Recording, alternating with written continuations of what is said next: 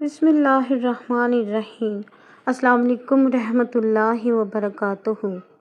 اللہ پاک فرماتا ہے، اگر میرے بندوں کو معلوم ہو جائے کہ رمضان کیا ہے تو سب تمنا کرتے کہ کاش پورا سال ہی رمضان ہی ہو۔ ایک بار حضرت موسیٰ علیہ السلام نے اللہ پاک سے پوچھا، یا اللہ کہ جتنا میں آپ سے قریب ہوں، آپ سے بات کر سکتا ہوں، کیا کوئی اور بھی اتنا ہی آپ کے قریب ہے؟ اللہ پاک نے فرمایا، موسیٰ، آخری وقت میں ایک امت محمد صلی اللہ علیہ وآلہ وسلم کی ہوگی، اور اس امت کو ایک مہینہ ایسا ملے گا جب وہ خشک ہونٹوں، پیاسے گلے اور بھوکے پیٹ کے ساتھ روزہ افطار کریں گے۔ تب میں اپنے ان بندوں کے بہت قریب ہوں گا۔ موسیٰ، تمہارے اور میرے درمیان 70 پردوں کا فاصلہ ہے، لیکن افطار کے وقت اس امت اور میرے درمیان ایک پردے کا بھی فاصلہ نہیں ہوگا، اور وہ جو بھی دعا مانگیں گے میں قبول کروں گا۔ دوستو، آج رمضان المبارک کی پہلی رات ہے۔ اس پہلی رات میں بڑی رحمتیں اور برکتیں اللہ پاک نے نازل فرمانی ہیں۔ اس پہلی رات جب آتی ہے، آسمانوں کے دروازے کھول دیے جاتے ہیں اور آخری رات تک بند نہیں ہوتے۔ جو بندہ ماہ رمضان کی رات میں نماز پڑھتا ہے، اللہ عز و جل اس بندے کے ہر سجدے کے بدلے 1500 نیکیاں لکھتا ہے، اور اس کے لیے جنت میں سرخ یاقوت کا گھر بنا دیتا ہے۔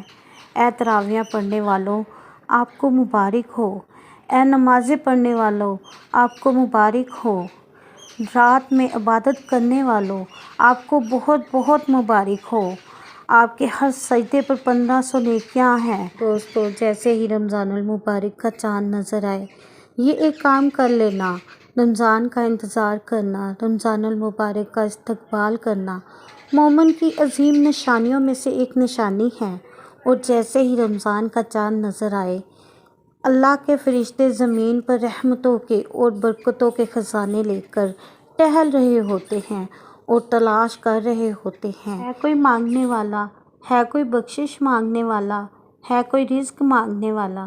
جیسے ہی آپ کو خبر ملے کہ رمضان المبارک کا چاند نظر آ گیا، فوراً اسی وقت آسمان میں یعنی کہ کھلے آسمان کے نیچے کھڑے ہو کر 3 بار درود پاک پڑھا جائے اور 21 مرتبہ سورہ فاتحہ پڑھنا، اور پھر آخر میں درود پاک 3 بار پڑھ کر دونوں ہاتھ اٹھا کر اللہ کے حضور دعا مانگنا، آسمان کی طرف دیکھ کر۔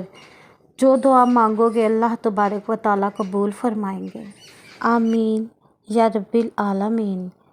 اس ویڈیو کو زیادہ سے زیادہ شیئر کرو، کیا پتہ آپ کے ایک شیئر سے کوئی بھی روزے کی اہمیت سمجھ جائے اور روزہ رکھنا شروع کر دے۔ اگر ایسا ہوا تو آپ سب کو کتنا ثواب ملے گا، آپ اس کا اندازہ بھی نہیں لگا سکتے۔ جزاک اللہ خیر۔